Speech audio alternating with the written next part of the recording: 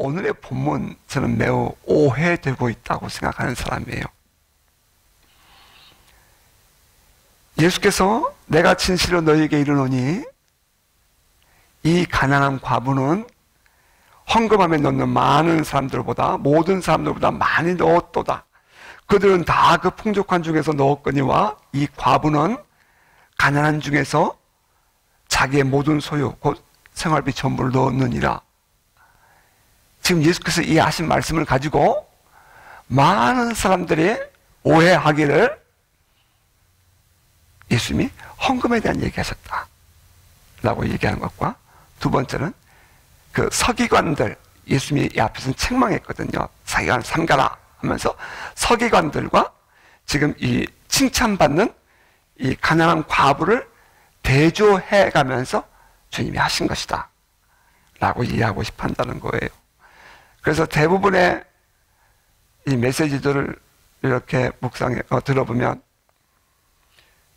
그렇게 포커스를 두고 얘기를 해요. 이 본문이 정말 우리에게 그런 교훈을 주고 싶어서 예수께서 이 헌금 앞에서 이렇게 쳐다보고 계셨을까요? 누가 돈 많이 헌금하는가 보려고?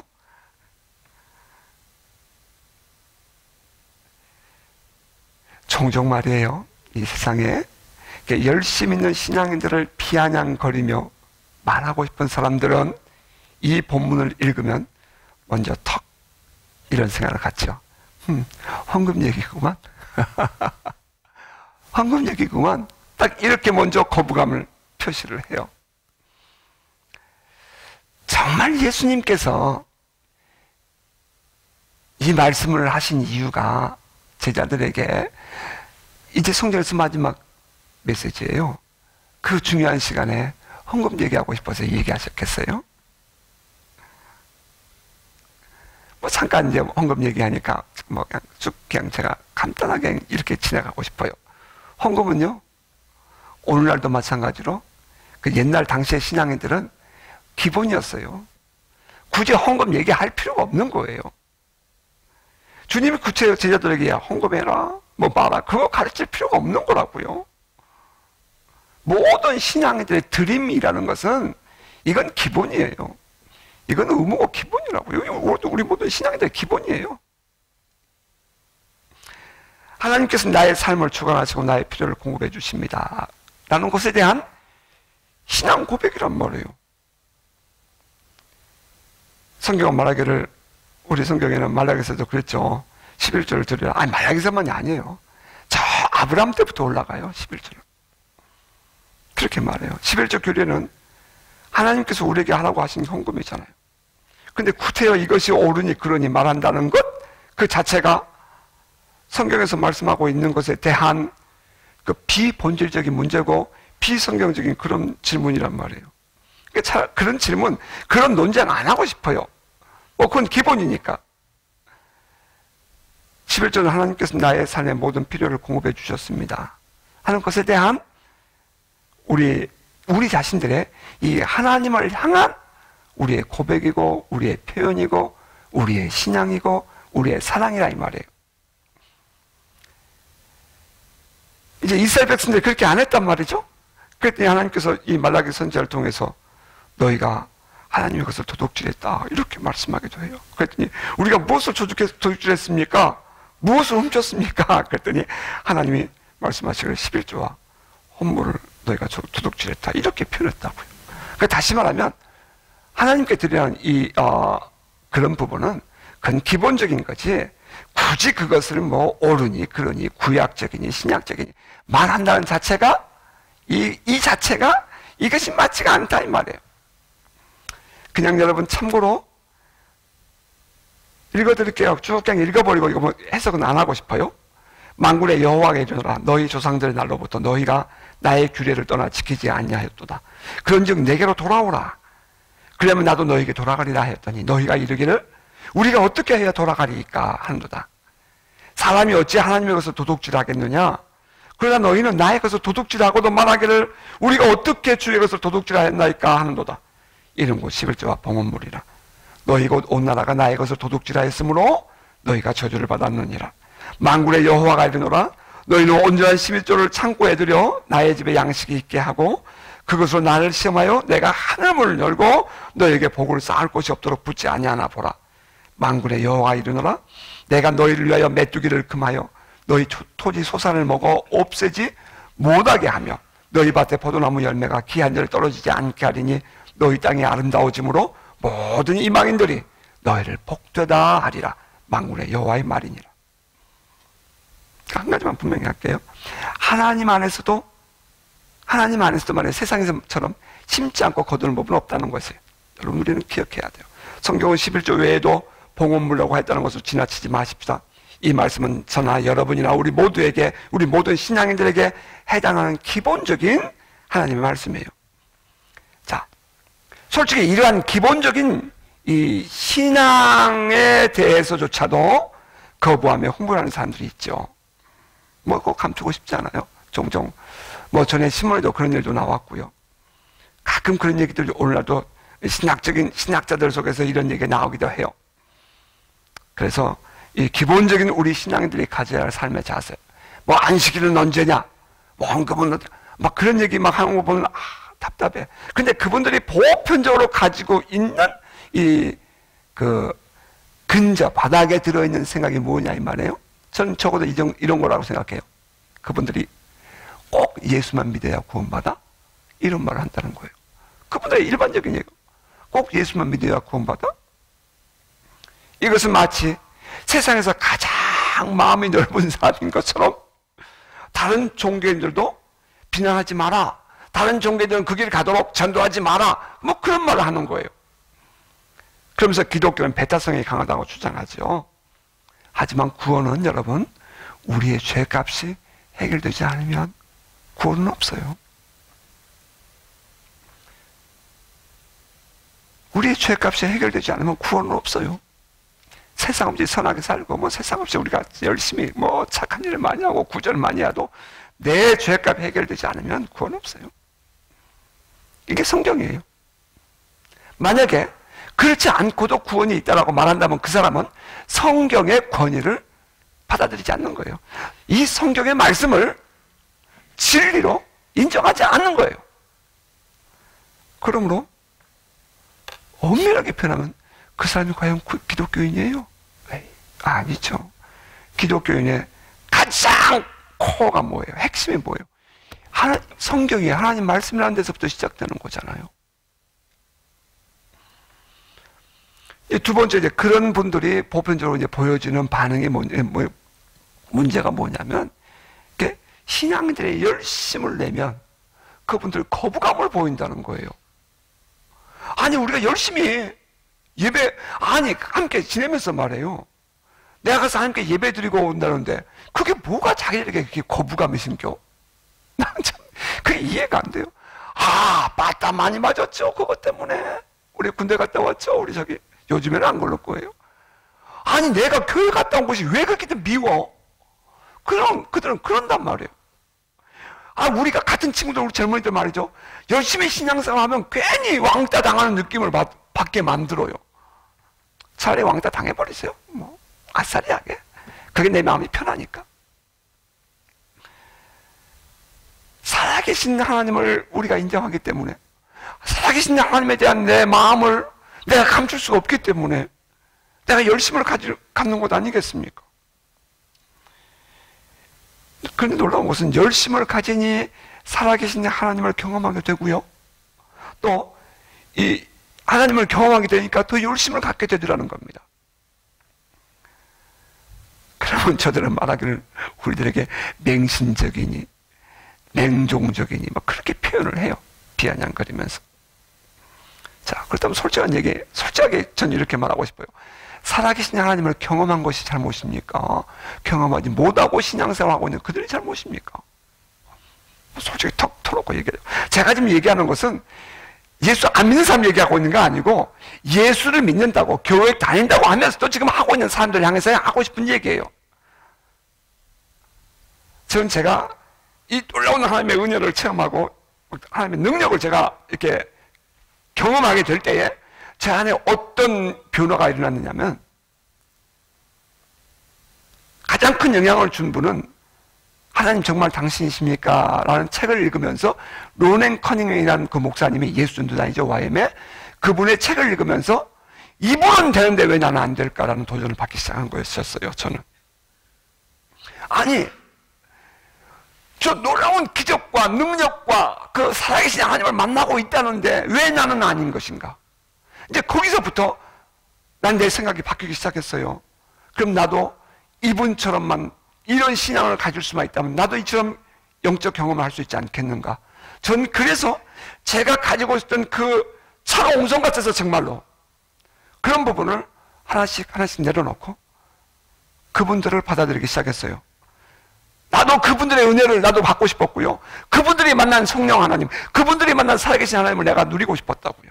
전 그래서 그분들이 가지고 있는 영성들을 제가 갖고 싶어서 전 제 자신을 많이 내려놓기 시작했어요. 물론 그 이전에는 저는 이제 책을 읽으면 어떤 분의 영성적인 관점으로 책을 많이 읽기 때문에 한 분의 책을 읽으면 그냥 이것저것 내가 원하는 책들을 골라보는 게 아니라 그분의 책을 통으로 뭐 10권씩 그냥 읽어버렸어요. 그러다 보니까 저는, 제 같은 경우는 앤드류 머레이의 그분의 기도신약, 그분의 이 영성, 그분의 복음적인 그런 이 영성, 저는 그분을 너무 좋아해서 그분의 한국에 번역된 책 몽땅 다 읽었어요, 저는 한때. 그러니까 그런 식으로 제가 신앙생활을 해왔기 때문에 제가 로넨 커닝햄의 그 하나님 정말 당신이십니까? 하는 책을 읽으면서 그분이 가지고 있는 그 영성을 내가 확 사모했어요. 그러다 보니까 놀랍게도 저도 그렇게 되더라고요. 저도 그런 은혜를 체험했어요. 우리 가정에서 얘들아 그 책에 보니까 코나에서 하와이 그 코나에서 그들이 리더십들이 모여가지고 하나님께 숫자를 보여주세요. 그랬더니 보였단다. 야, 우리도 한번 기다려보자. 야, 그분들에게 하나님이 보여주셨다면 우리에게 왜 하나님 못 보여주시겠냐? 그렇게 해서 10시 반부터 하나님 보여주세요 하고 기다린 게 2시 반까지 4시간 동안을 아무 기도 안 했어요. 하나님 보여주세요. 왜? 하나님의 실체가 믿어지니까. 하나님 보여주세요. 하나님 보여주세요. 그리고 기다린 거 아니에요. 결국은 봤잖아요. 그러니까 문제는 하나님이 살아계신 하나님을 체험하지 못하는 것이 문제예요. 체험을 하는 것이 문제예요. 저는 그렇게 질문하고 싶어요. 그러니까 우리가 열심을 내면 저도 홍보하는 모습을 보면 당신도 그렇게 해봐. 그렇게 주님을 인정하고 모셔드려봐. 그러면 주님이 역사하시는 거거든. 이제 세 번째, 이제 그분들이 보편적으로 또 이제 또 막 싫어하고 이렇게 엘러지의 반응을 일으키는 부분이 있죠. 영적 권위나 질서를 인정하지 않으려 한다는 거예요. 영적 권위나 질서. 권위는 성경을 보면 분명히 그렇게 말씀하셔요. 위로부터 나지 않음이 없다. 아니, 제가 지금 진짜 하고 싶은 말이 있어요. 사도 바울이 능력이 없어서 그 로마의 콜로세움에서 사자의 밥이 됩니까? 당시에는 네로 황제가 시저로 나라를 다스리고 있던 시대인데 사도 바울이 하늘의 불을 내릴 수 없는 사람이었겠어요? 솔직한 얘기로. 그럼에도 불구하고 사도 바울은 권위는 위로부터 나지 않음이 없다. 그러므로 너희는 그 권위를 위해서 기도해라. 그 많은 교회들에게 편지 그렇게 보내잖아요. 아, 잘못됐죠. 아니, 그냥 여러분 예수 믿는 사람들이요. 그 잡아다가 이렇게 이 기대 이렇게 포에다 박아놓고 밤에 자기 정원에 횃불을 켰어요. 사람을 잡아다 죽여놓고 사람 불태워져 이 화형을 하면서. 그런 인물이 네로 황제였다고요. 잔인하죠. 그가 동성연애자였고요. 그런데 그럼에도 불구하고 사도 바울은 뭐라고 표현해요? 권위가 위로부터 나지 않음이 없다는 거예요. 그러니까 우리 그리스도인들로서는 막 속이 터질 일이죠. 그런데 이제 좀 더 나가면 권위가 인정되면 뭐가 따라와요? 질서가 따라오는 거거든요. 그런데 그 질서를 파괴하는 것이 대단한 능력인 것처럼 생각을 하고 행동한다는 거예요. 그게 오늘날 지금 우리 조국에서 일어나고 있는 일이거든요. 질서를 파괴하는 것, 우리 많은 젊은이들도 마찬가지예요. 많은 우리 그리스도인들도 마찬가지예요.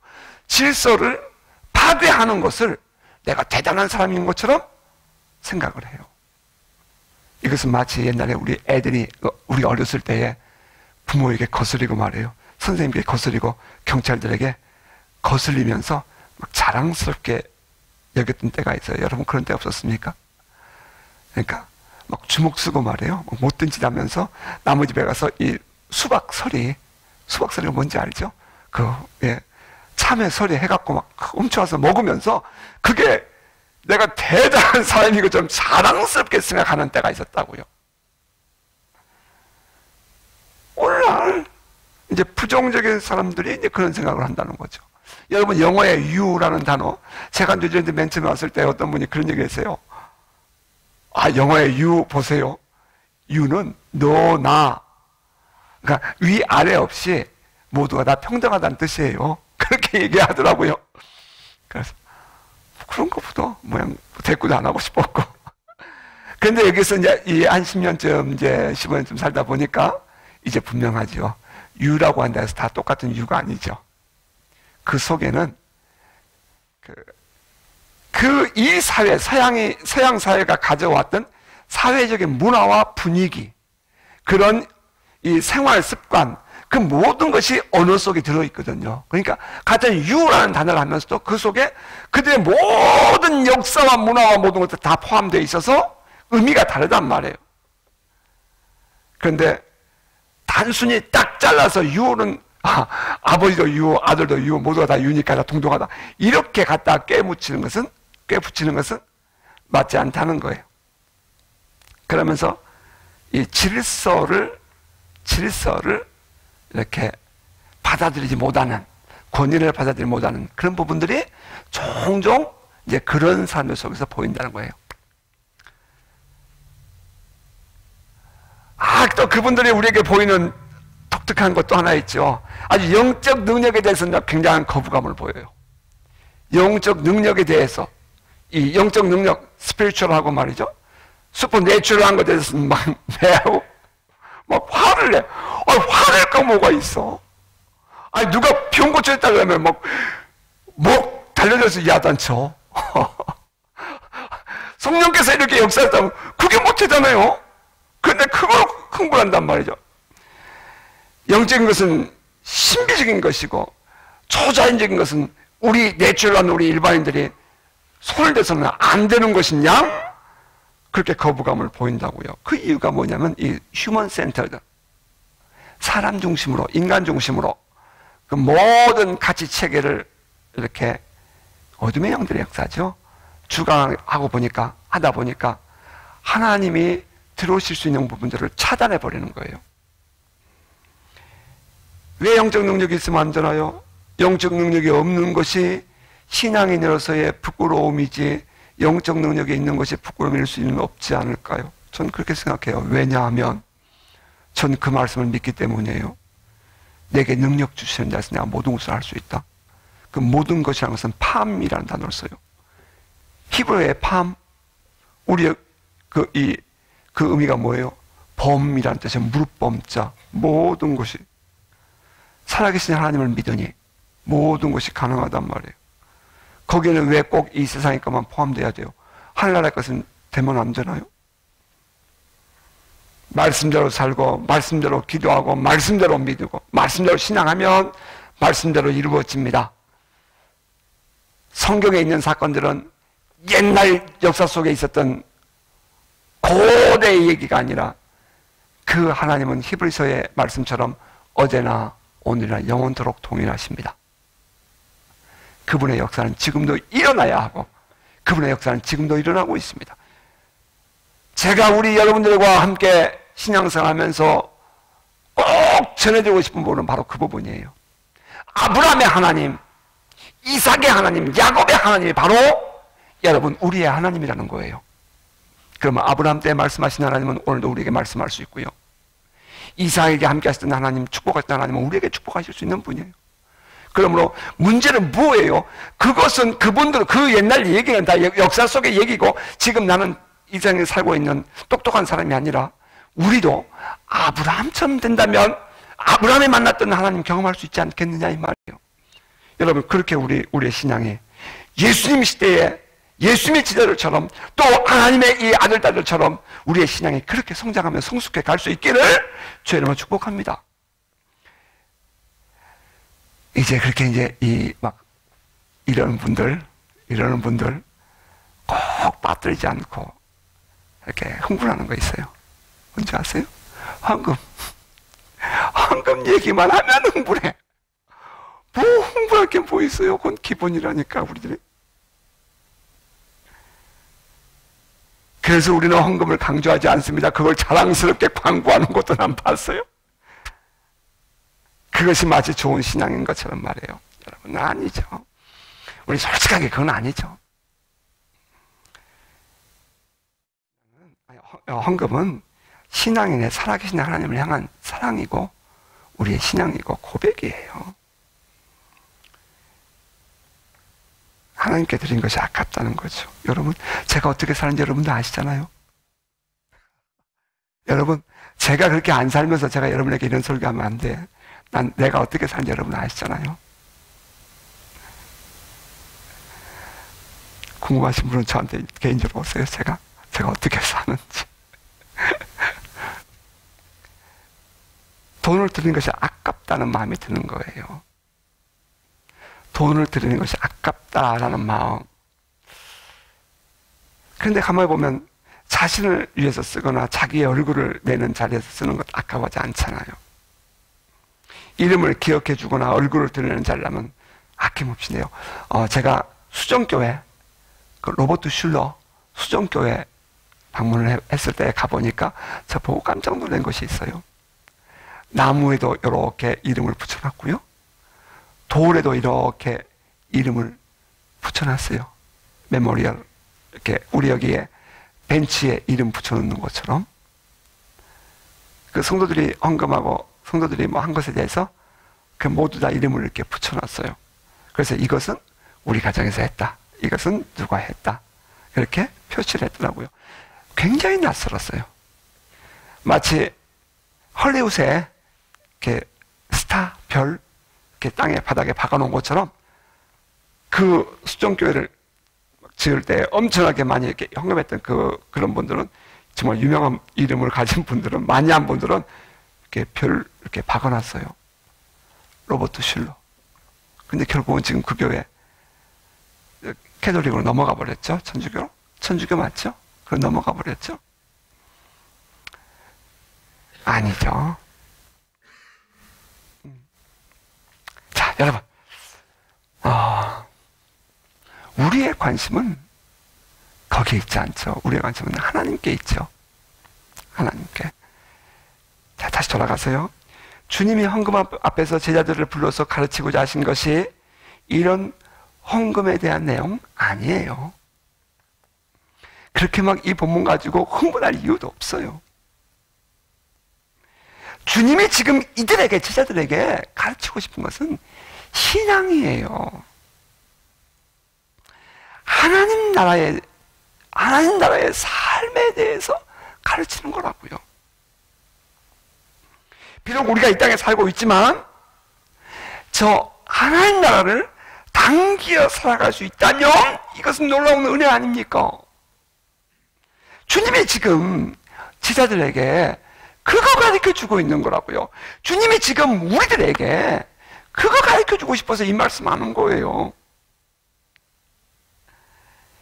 우리가 이 땅에 발을 딛고 살지만 우린 이 땅에 속한 자들이 아니라 우리의 시민권은 하늘에 있는 자이므로 우리가 비록 이 땅에 살고 있지만 그 하늘나라의 부요함과 그 하늘나라의 놀라운 비밀들을 이 땅에서 누리며 살아가라 이 말이에요.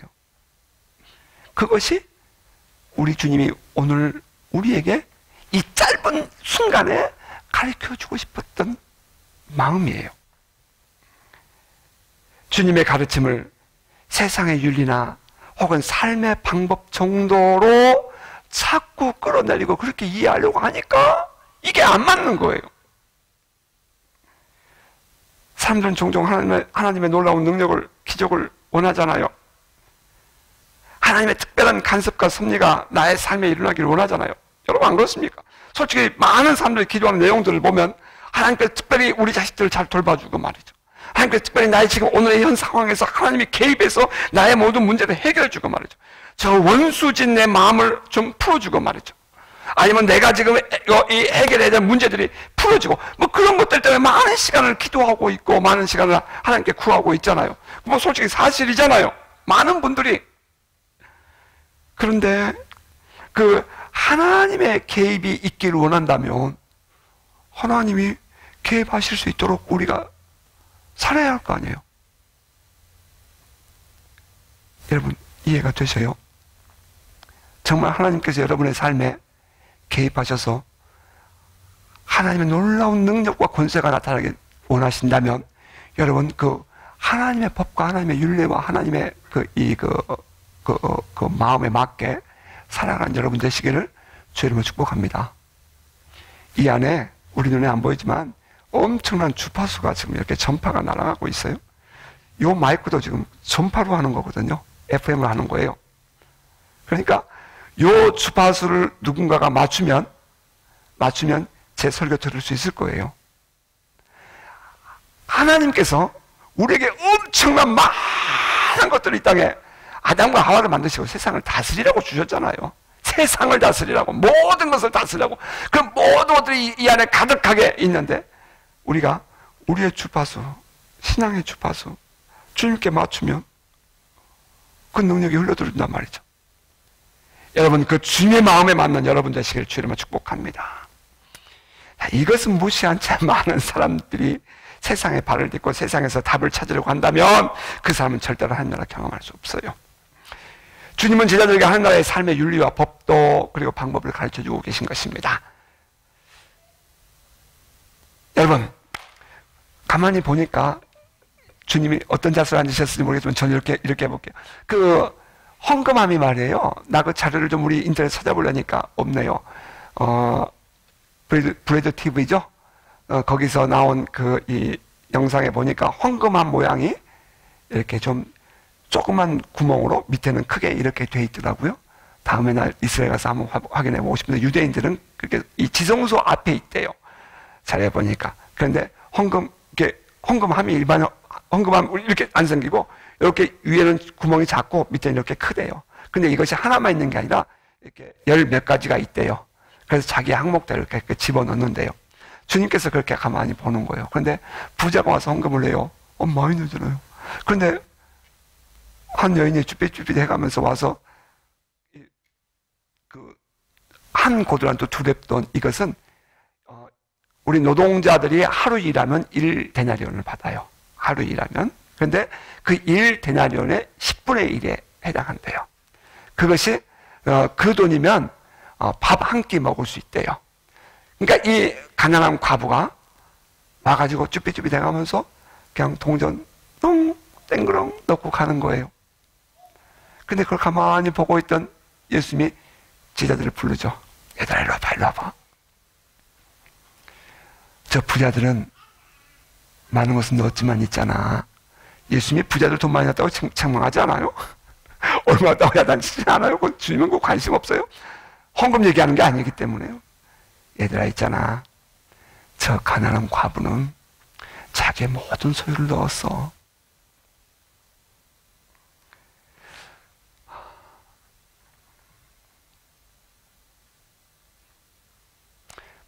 이 예화 하나 하면서 설교를 정리할까 싶어요.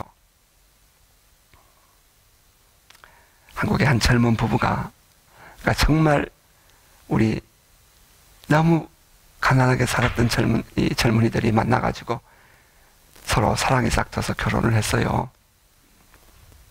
그들이 얼마나 열심히 주님을 섬기고 또 신앙생활을 잘하는지 많은 사람들이 참 많이 관심을 가져줬어요. 그런데 그 교회가 상가에 있었거든요. 제 기억에는 지하실이었던 것 같은데요. 그런데 그 교회가 성전을 건축하겠다고 교회에 광고를 하니까 성도들이 모두가 다 기쁨으로 막 동참을 했어요. 공교롭게 비슷할 무렵에 이 젊은 두 부부가 적금을 탈 때가 됐어요. 그들은 돈이 없으니까 월세방에 살았거든요. 한국의 월세방은, 사글세방은 지금 우리들이 여기서 생각하는 렌트비하고는 다른 개념인 거 아시죠? 그래서 그들이 어렵게 살면서 그 전세를 들어보려고 돈을 모았어요. 그랬는데 성전건축을 한다는 말을 듣고는 이 두 부부가, 젊은 부부가 우리 다음에 돈 모아서 방 옮겨가자.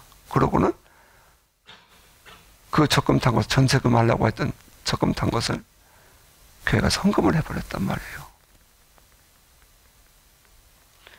재정호 장로님이 그들의 삶을 아는데 그런 돈이 헌금된 것을 보고 놀라서 본인들에게 물었죠. 그랬더니 자기들의 신앙 고백을 그렇게 하는 거예요. 다음에 그렇게 하겠다고.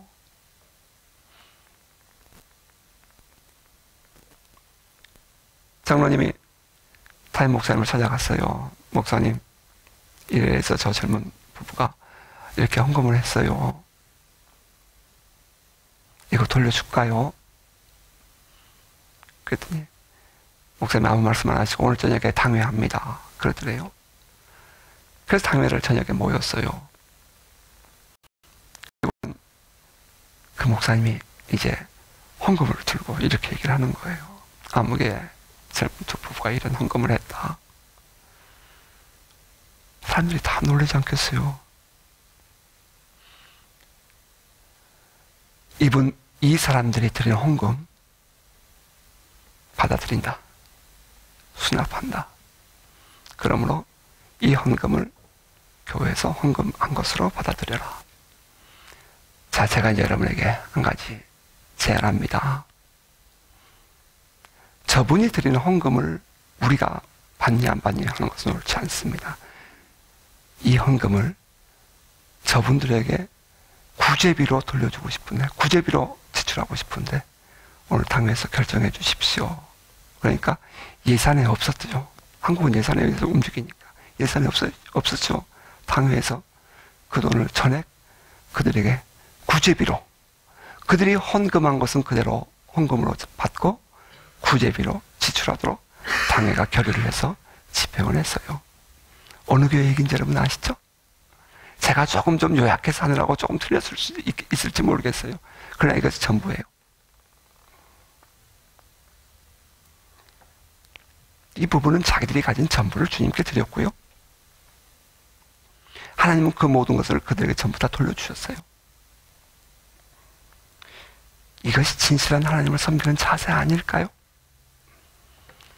전 여기서 참된 신앙을 보게 되는데요. 하나는 전인격적인 신앙이라는 거예요. 전인격적인 신앙이라는 것은 어떤 고상한 품위를 유지하는 그런 신앙의 모습이 아니라 아주 파격적인 거죠. 누가 보되 아주 파격적인 거예요, 이것은. 파격해요? 전 인정해요. 그 마음을 다한 신앙을 말하는 거예요. 나의 전 삶을 주님께 맡겨버린 신앙이에요. 주님과 결혼했다고 표현할까요? 내 인생 주님과 함께 결혼해버리는 거예요. 주님께서 내 모든 삶을 책임져 줄 것을 믿고 말이죠. 우리 자매들이 남자 만나가지고 그 남자가 내 모든 인생을 다 돌봐줄 것을 알고 또 남자 또한 여자가 내 인생 모든 것을 따져보나요? 따져보면 이미 그 결혼이 아니죠, 뭐. 그죠? 따져가면서 이것은 네 거, 이것은 내 거 따져가지고 결혼하면 이미 그것은 결혼이라는 단어를, 커미션이라는 단어를 쓰면 안 돼요. 그때는 서로가 결혼할 때가 되면 안 따지죠. 하나죠, 부부는. 이 전인격적인 신앙이라는 것은 하나님께 내 모든 삶을 다 맡겼기 때문에 하나님께서 내 모든 삶을 그렇게 이끌어 가실 것이라는 것을 조금 더 의심하지 않고 그냥 주님과 함께 살아가는 거예요. 그 신앙이에요. 그런 신앙이 없이 어떻게 그렇게 할 수 있어요? 전적으로 주님을 신뢰하고 맞게 보았는가라는 질문을 해보고 싶어요. 죽이든지 살리든지 굶기든지 먹이든지, 주님 나 망하면 주님의 아들 망하지 내가 망해요? 주님, 내가 망하면 주님의 영광 가리지 내 영광 가립니까? 뭐 그런 각오로 말해요. 내가 죽으면 죽으리다. 아니, 죽으면 살리다가 아니라 죽으면 죽으려는 그런 각오로 말해요. 하나님 앞에서 한번 살아봤냔 말이에요. 이 신앙의 한계, 많은 사람들이 이렇게 말을 해요. 그렇게 하면 하나님이 갚아줄 거야. 그래서 갚아줄 것을 믿고 아들을 바칠 생각을 한단 말이에요. 그렇게 가르쳤다고요. 아브라함이 아들을 잡아 죽이면 하나님이 다시 살려줄 것을 믿고 한 것처럼 여러분들이 그렇게 살면 하나님이 책임져줘. 이렇게 가르친다고요. 아, 좀 죄송해요. 그러다 그렇게 안 되면 어떡할 거예요? 그러다 안 되면 실망하잖아요. 그러다 안 되면 아이, 하나님 이거 뭐고 소용없다고 막 홍보를 하고 분노하는 사람들 있잖아요. 저는 그렇게 말하고 싶지 않아요. 아니요. 내가 정말 주님 사랑하니까, 내가 정말 주님을 사랑하니까 주님 사랑하는 것 때문에 내 모든 것을 맡겼고요. 그리고 주님이 내가 굶으면 주님은 속 편하겠어요? 내가 고생하면 주님이 속 편하겠냐고요? 내가 때가 되면 주님이 데려가는 거지 뭐. 그런 마음으로 죽으면 죽으리라. 그 안현숙 씨의 책 제목이죠. 안현숙 사모님의 죽으면 죽으리라. 그런 각오로 우리가 주님을 사랑하고 주님을 섬기고 하는 것이 오늘 이 가난한 과부가 주님께 드리는 모습이었고, 또한 그 젊은 그 부부가 주님을 섬기던 그 모습 아니었냔 말이에요. 오늘 우리가, 저도 여러분도 우리 그런 신앙 우리 좀 배워야 되지 않겠어요? 아무리 세상이 어떻게 흘러가도, 아무리 남들이 뭐라 그래도 우리 그런 신앙 좀 배워가지 않겠어요? 아나스타시스, 부활이라는 것은 죽어야 부활이 있는 거지, 내가 부활할 것을 생각하고 죽는 것은 그건 부활이 없죠. 그냥 그 죽고 마는 거죠. 그지는 모르는 거예요. 자, 두 번째, 우리 하나님께 드리고 있는 이 사람들의 그 모습 속에서 보이는 것은 이 삶이 있는 고백적인 사랑을 하는 사람들이란 거예요. 말이 좀 어려운가요? 이 여인의 드림이 가능한 것은 살아계신 하나님에 대한 사랑이 있었기 때문에 가능했단 말이에요. 사랑은 모든 것을 가능케 해요. 사랑한 자식을 위해서라면 부모님은 낡은 옷 입어도 부끄럽지 않아요. 사랑하는 내 자식들을 위해서라면 부모님은, 김치 비싸지만 여기서는 그 김치 쪼가리 넣고 물에 밥 말아 먹어도 달고 맛있어요. 왜? 사랑하기 때문에. 사랑하는 사람을 위해서라면 나의 수고가 결코 어렵지 않다고요. 사랑하는 주님을 위해서, 주님을 사랑하기 때문에 드리는 것이 기쁜 거예요. 예수님이 이제 요즘 뒤에 가면 이제 이미 있었나요? 시몬의 집에 계실 때에 마리아가 와가지고 옥합을 탁 깨서 예수님 발에 붓는단 말이죠.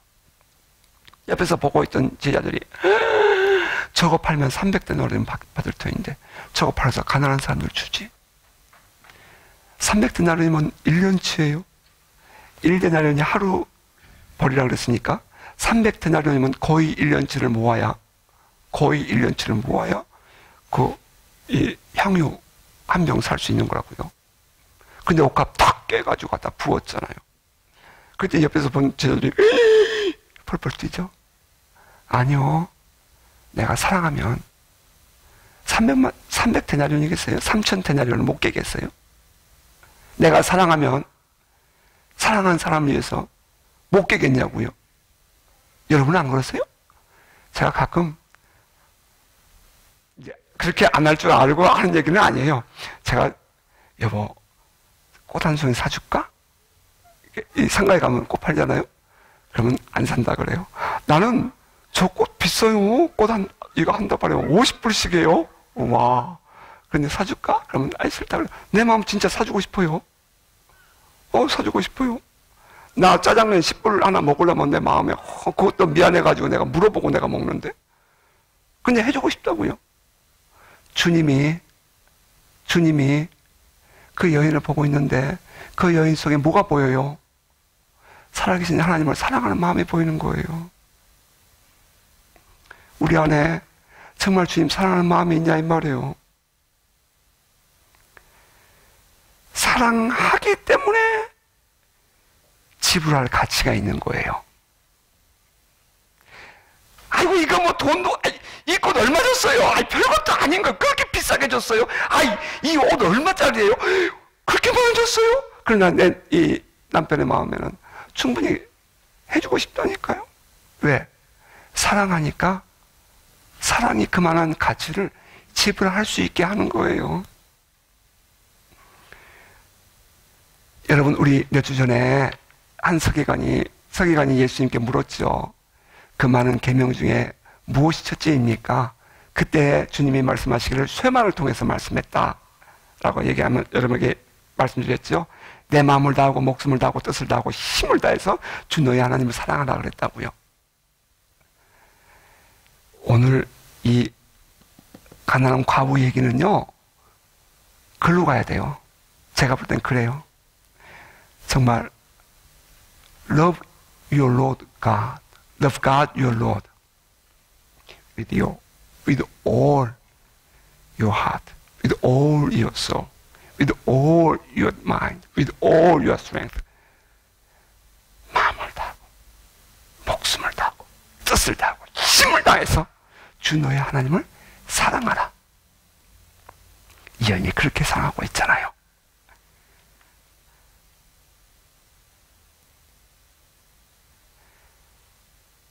이제 마지막 하나는 사랑하는 분을 위해서 헌신적으로 섬기는 모습이 이 여인에게 보이는 거예요.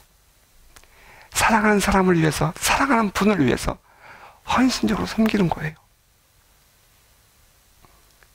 섬김의 삶, 우리가 섬김 참 말 많이 하잖아요. 섬김의 삶, 이것은 헌신적일 때 참 트로트가 돼요. 주님조차도 우리에게 말씀하시기를 인자가 온 곳은 섬기기 위함이라고 그러셨잖아요. 인자가 온 곳은 섬기림을 받으려 함이 아니라 도리어 섬기려 하고 자기 목숨을 많은 사람의 대속물로 주려 합니다. 다음 주면 성탄절이에요. 다음 주 설교 제목을 묵상하다가 왕의 생일날, 왕으로 오신 예수, 왕의 생일날, 아마 그 관점으로 말씀 전해드리고 싶어요. 그런데 그분이 뭐하러 왔어요?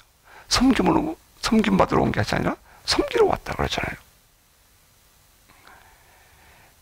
주님을 향한 마음, 하나님 나라의 삶을 이 땅에서 풀기 위해서 우리가 가져야 할 삶의 모습은 헌신적인 섬김이랍니다. 또 다른 사람들의 부족함을 내가 채워주고 상대방의 연약함을 내가 대신 감당해 주는 것, 이것이 섬김이죠. 내가 이거 마지막 남은 거 먹고 아들과 함께 먹고 내가 죽으리라고 했던 그것을 달라 그러니까 이 여인이 가져와서 주면서 이것은 나와 아들이 먹을 마지막 것이었습니다 라고 표현을 해요. 그 살떡 화부의 심정으로의 섬김, 이것은 진정으로 헌신적인 섬김이었죠. 여러분, 이러한 섬김이 하나님 나라에서 오히려 섬김을 받는 그러한 길이 될 것입니다. 지금 성전의 헌금함 앞에서 지자들에게 그것을 가르쳐주고 계신 주님, 오늘 우리에게 무슨 말씀하고 싶다고요? 하나님 나라에서의 삶을 전해주고 싶은 거예요. 하나님 나라에서의 삶의 윤리, 하나님 나라에서의 삶의 법도, 하나님 나라의 백성으로서의 마땅히 살아내야 할 가치, 여러분, 그것은 우리 전 마음을 다해서 전 인격적으로 주님을 신앙하는 거예요. 그리고 정말 삶이 있는 고백적인 사랑의 삶을 사는 겁니다. 그리고 하나는 사랑하는 주님을 위해서 헌신적인 섬김을 다하는 거예요. 아깝다고요? 에이, 그렇잖아요. 재밌어요. 사랑하는 사람을 위해서 음식을 만들고, 사랑하는 사람을 위해서 장을 보고, 사랑하는 사람을 위해서 기다려주는 거, 그 재밌는 일이에요. 수고가 아니고 노고가 아니라 해볼 만한 가치가 있어요. 그런데 이 하나님 나라의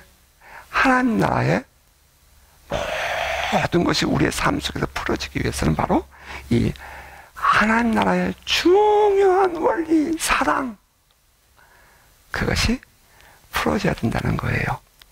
여러분 마음이 그 사랑으로 가득 넘치시기 바라요. 때로는 여러분 삶이 조금 팍팍해도 여러분 그 사랑하는 마음 잊지 마시고요. 하나님 살아계셔요. 그 믿음으로, 전폭적으로 신뢰하고 믿는 그 믿음으로 여러분 당당하게 살아가신 여러분 되시기를 주의 이름으로 축복합니다.